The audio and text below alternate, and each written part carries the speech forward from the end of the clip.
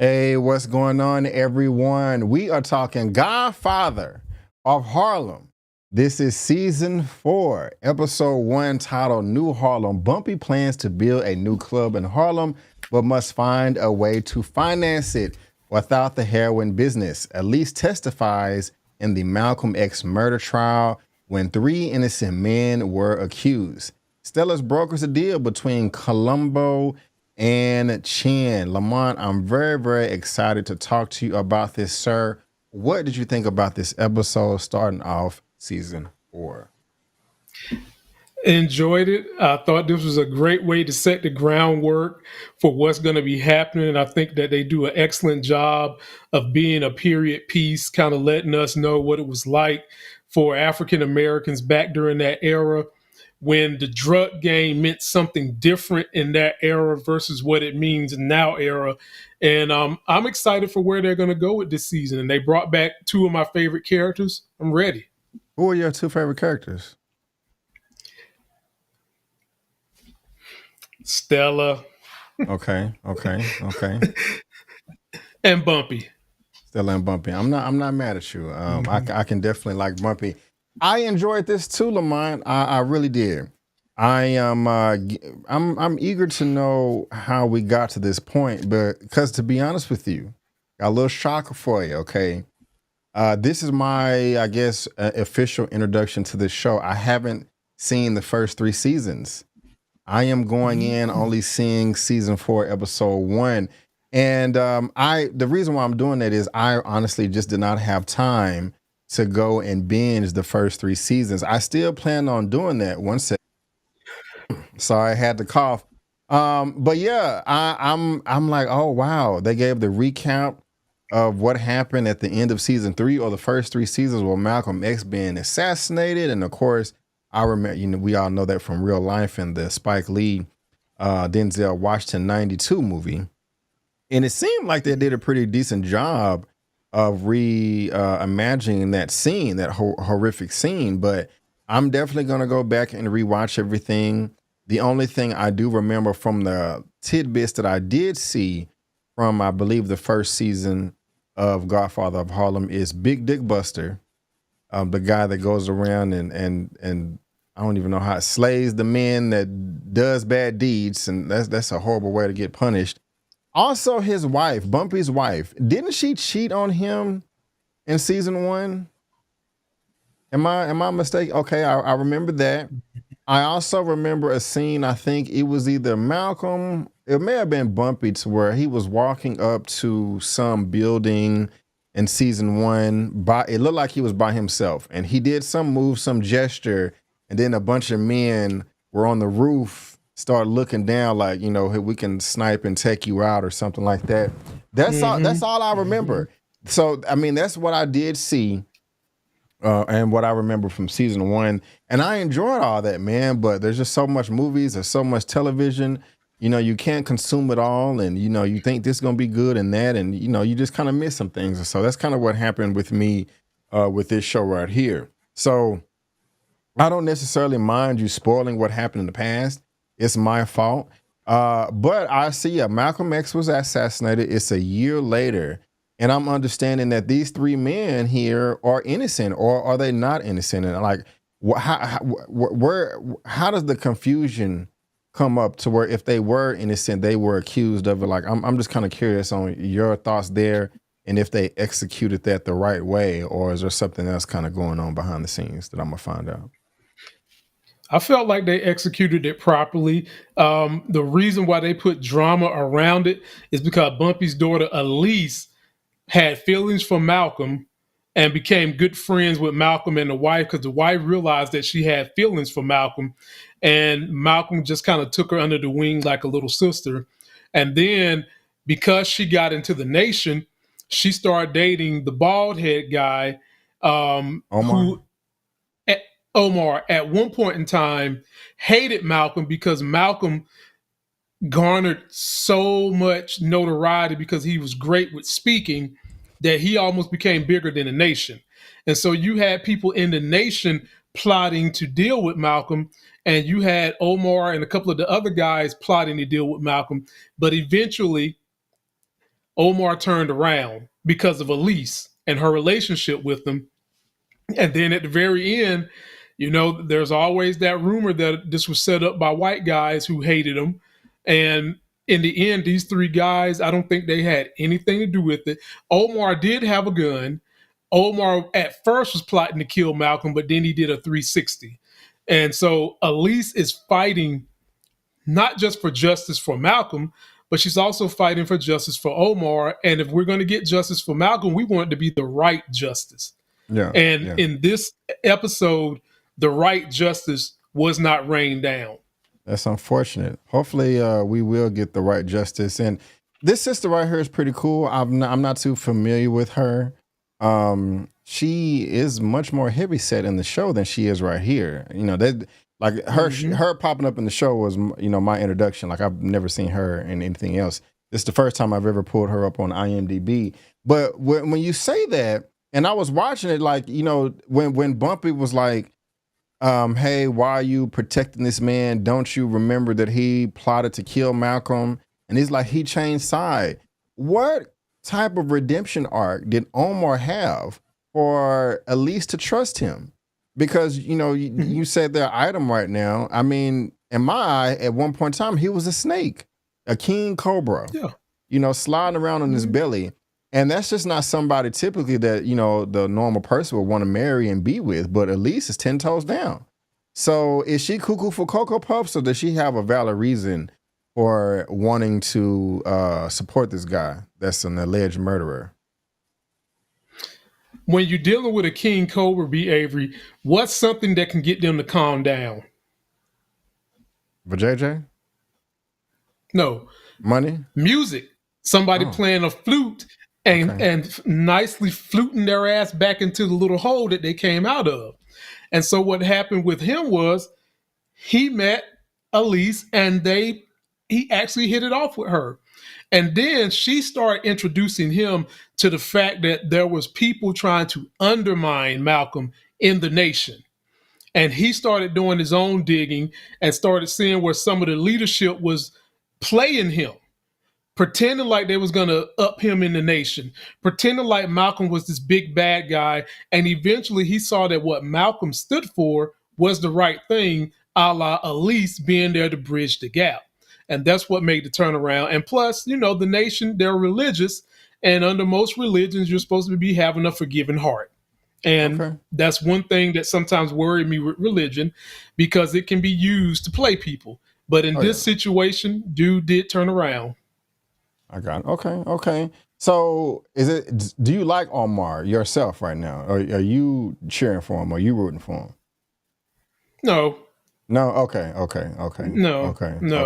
No, go to jail, bro. Because if you would have seen the animosity this man had toward Malcolm, I mean, he just had bitter hatred for Malcolm, kind of like poor MAGA people hating on poor black people. He just wanted him dead. He wanted misery having company.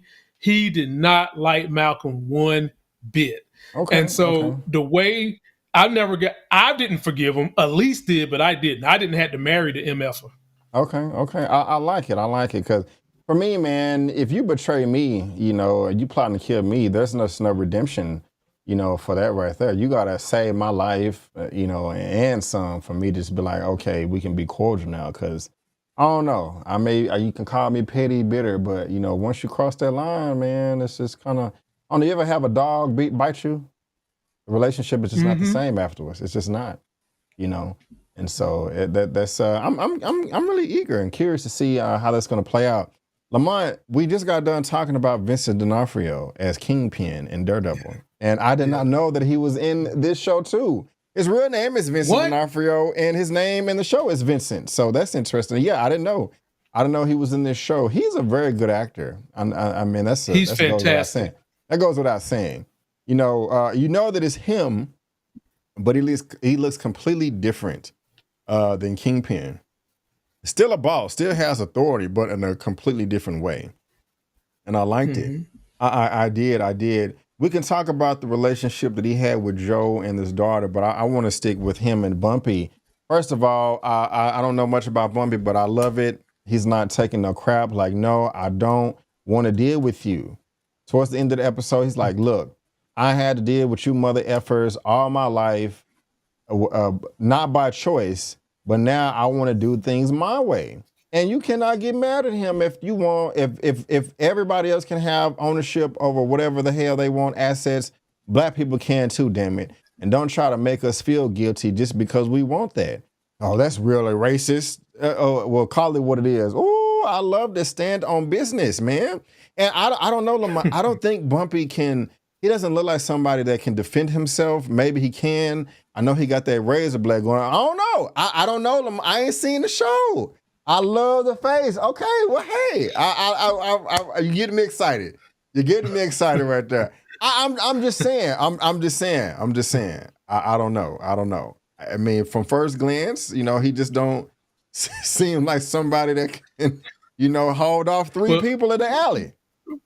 Brother, let me put it to you like this, then I'll let you finish. Okay. That razor blade has its own name. All right, and it's not for cutting off beards, okay? All right. That razor blade has its own name. Well, good. Damn it, I'm more eager to watch the show.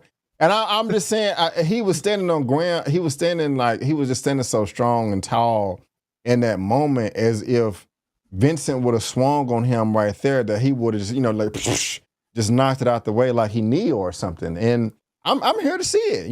Why would I not want to see a black man take out somebody else outside the group, or there's somebody trying to harm him? So I love that right there. Bumpy seems like a character I can respect, not just the main character that's a villain or antagonist, because he is not trying to, sell drugs in the community anymore.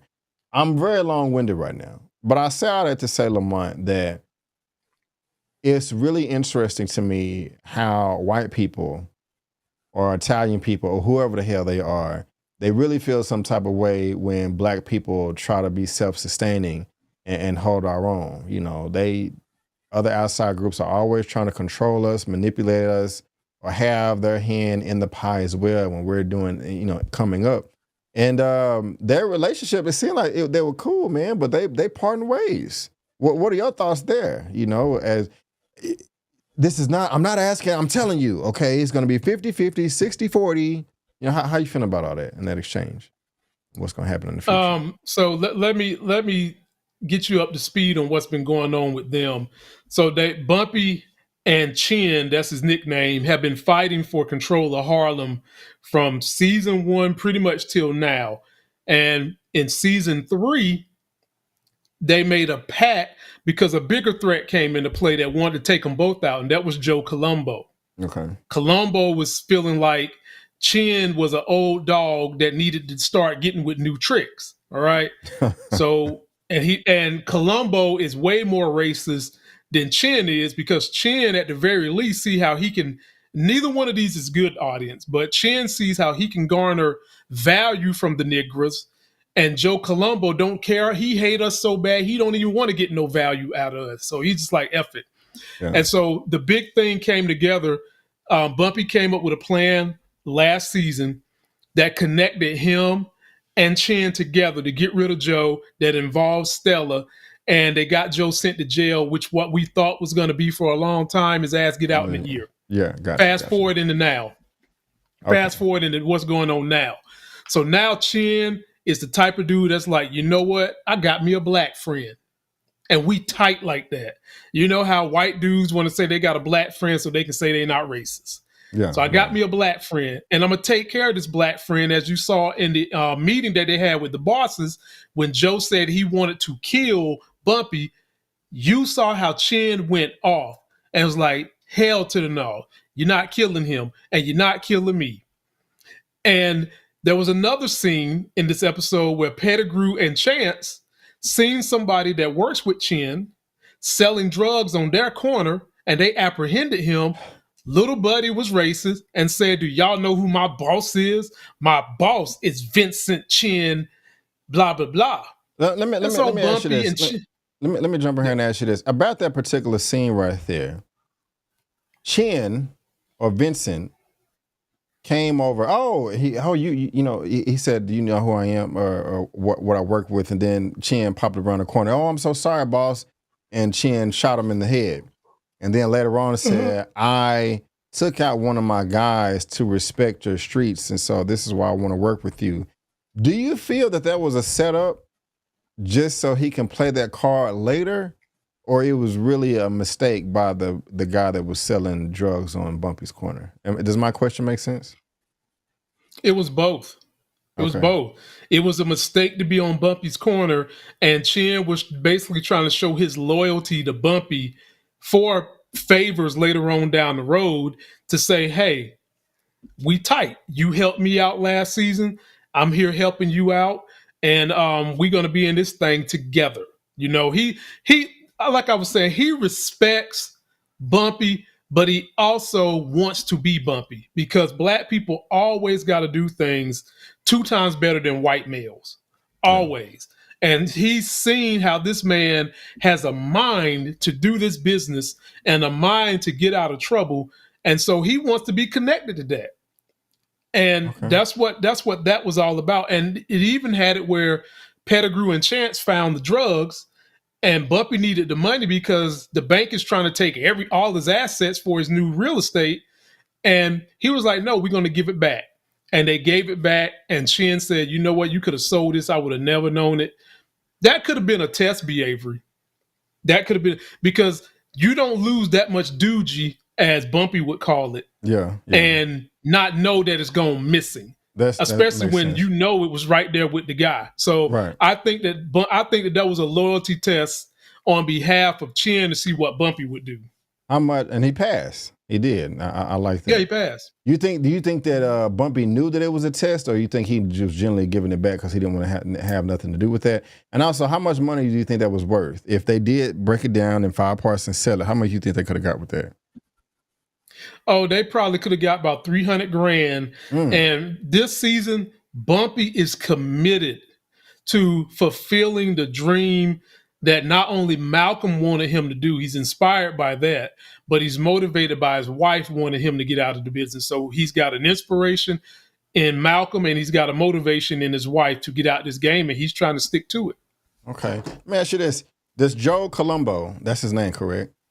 The guy, and he showed up at the dinner. Hey, I'm out of prison. Y'all trying to lock me out, and he was having negotiations with Chin's daughter as well. Right. Who has more power? Is it Colombo or Chin? I would imagine it's Chin, since Colombo is going to him. Has it always been that way, or has it shifted throughout the show? No, it's always been that way. See, Joe Colombo just popped up like last season, and he was trying to take the place of Chin, and for a minute there was doing it until Chin was able to show them how he was trying to conspire and go against the other bosses and the other families, and they all came together to help with the plan that he pulled off with Bumpy to get rid of him, and so now he's back. He wants to try to get back to work. You see, he was just trying to disrespect Chin in front of the families, but they've all learned that dude is a hothead. He think he's a know-it-all, and he doesn't know that much. Yeah. Okay. I like that. I did not know that Whoopi Goldberg was in the show either. I forgot she was an actress. And she's a producer. Oh, really? Okay. She's a producer. Forrest Whitaker's a producer. Swiss Beats is a producer. Timberland is a producer. Rick Ross is a producer. And I be trying to get up with all of them so they can help put together my black-based story, and I can't never get a hand on none of them. Did you drop a trailer for that earlier today? I think I saw Black Justice, or am I, No, okay. I didn't. Okay, I'll stay on topic. Yeah, I like Whoopi more on her television and film content than on The View, but maybe a lot of people feel that way. But she was good in this. It was a nice surprise to me. I did like her. While I was watching this, I'm really interested in seeing how the relationship is going to flourish, if at all, between Joe Colombo and Chin's daughter. It seems like they have a past. I could be wrong. What you laughing at? They do have a past. As a Okay. matter of fact, she seduced him last season. Now, the thing you got to understand about little Stella that Mm-hmm. makes the story so interesting, in the first 2 seasons, Stella had that sweet tooth. And when I say she had the sweet tooth, what am I talking about, B. Avery? I think you're talking about the Negress. She had a little taste for that chocolate. Yeah, Mm-hmm. yeah, yeah. Now, you know, them Italians racist as hell. So Yeah. her daddy wasn't having it. And eventually, the one black dude she really was into and about to go away with that was talented at singing, they killed him. And she basically was Mm. depressed, stressed, and she made a comeback last season, and she started figuring out that she has the power of panty draws. But the other thing about Stella is she also has the power of the mind, and she has the power of the biggest boss at that table. So Okay. she's realizing she's got control of all of this. So now she's going to make Joe Colombo, who she had a couple of interactions with, work for what he wants. Okay. Okay. Well, let me ask Actress you. name is Lucy Fry, ladies and gentlemen. Lucy Yeah. Fry. Yeah. Here she go right here, Miss Stella Gigante. You know, at first glance, I thought this was Margot Robbie. I was like, oh, I didn't know she was in I the show, know. but Everybody think that be like they okay, first okay, and I contend she got a beat. okay, okay. Yeah. I I, own record saying it right now. I stand on it 10 toes. oh, she okay, 92. She's of age. I like the overall she got on in that picture. I haven't seen a woman in Mm-hmm. overalls. It's been a while, but that's a good look. That's all I'm gonna say. What questions do you have for me, a newcomer that's just kind of diving in without seeing the first 3 seasons? I think that was her in the flashback that also shot somebody in the back of the head, but I could be wrong. It could have been somebody else. No, But you're yeah, right. okay. You're right. What questions do you have for me that I may be missing out on that we can talk about here, Um, as far as this episode is in turn, concerned? okay. In terms of what she's gonna be doing with Joe Colombo, talking about Stella, do you understand the way she positioned herself to basically undercut her daddy, all while keeping Joe Colombo at bay? Uh, no, I did not. But the way that you pose that question now, I do in that instance, because I'm assuming that her dad is not going to know about this. That she's doing this on her own to try to come up in the world because she wants more responsibility. Am I in the right ballpark there or no? Well, her dad, she set up the meeting for Joe. And did you catch how Joe was planning to kill her daddy? And I love how Stella pulled out that gun and said, the best way to hurt my daddy is you hurt me. And Joe could not do it because he still got feelings for he is addicted to the panty draws. Mm. So She is gonna be getting drugs from her daddy and brokering those drugs to Joe Colombo, but she wants to get a cut, and she's not uh going to tell her daddy about the cut she's taking to broker to Joe Colombo. okay, yeah, I got that part. Who was the assassin? Was it the bartender or the busboy? Because she asked that question. What was that about? Or am I So misunderstanding? she was trying to. So the person walking to work, he was the waiter. And that's who and one of Joe Colombo guys killed the waiter, and so the waiter was supposed to gonna Oh, take Chin order and then off him, but it didn't gotcha. happen that way. He Because he he wasn't didn't there. give him that type of haircut. Yeah, yeah. Gotcha, So gotcha, gotcha. and and Stella, man, she is pulling all the strings right now. I'm boy, and her daddy last season to save Stella, the daddy went to jail and pretended like he was cuckoo for Cocoa Puffs so that he wouldn't have to go to the real jail. They put him in the psychiatric unit, and there he continued to pretend like he was crazy because back in them days, if you was a white man and you pretended like you was crazy, or if you really was crazy, they ain't put you in jail. They put you in a straitjacket and give you pills and stuff like that. And a lot of these goons who were gangsters pretended like they was crazy so that number one, they wouldn't go to jail. Then number two, they get a SSI check for disability. Right on. We're gonna be talking about SSI checks in the next recap. We're gonna be discussing Good Oh American yeah. Family. That's crazy. In your opinion, is Bumpy making the right decision by not selling the drugs in this community? Because he needs this money, this capital to expand Harlem. So do you agree with him not selling drugs, or should he still be moving weight? No, I agree that he shouldn't be selling drugs at this point, because he's already made enough money that his legit businesses are established. And at some point in time, you want to step away from it because it's dangerous. But the problem always with drugs is it's hard to step away, because unless you are the supplier, someone else is always making money off of you and they don't want you to go.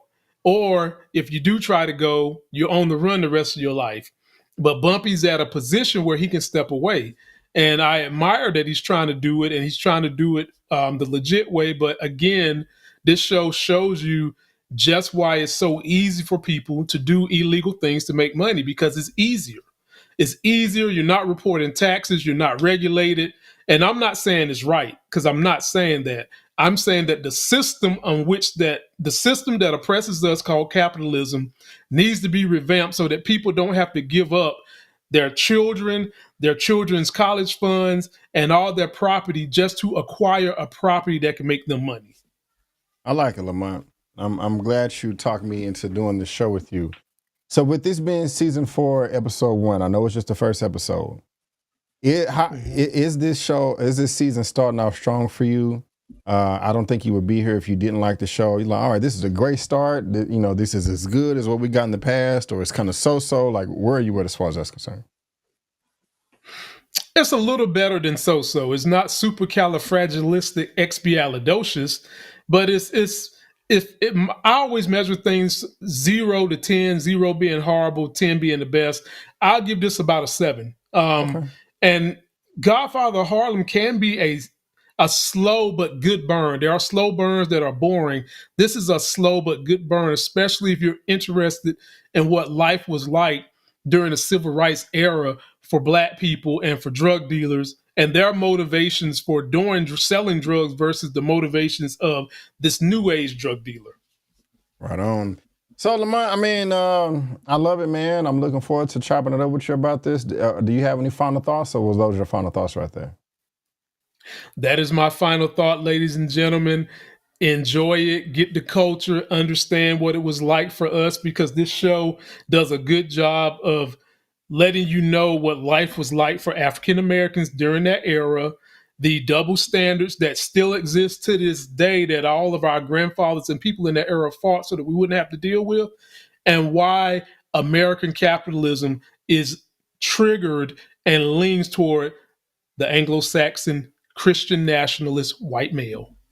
This is true. But ladies and gentlemen, boys and girls, that is going to wrap it up for me and Lamont's recap for Godfather of Harlem, season 4, episode 1, titled New Harlem. We will be here hopefully on time for episode 2. And like I said, we're going to have our recap up and uploaded to premiere right after the show ends for episode 2. So y'all can watch episode 2 and then watch our recap. I won't be caught up by episode 2, but maybe by episode 3, I'll be caught up and we can really get into the nitty gritty. But until then, I want you to subscribe to Lamont's channel. I'm pretty sure he will really appreciate that.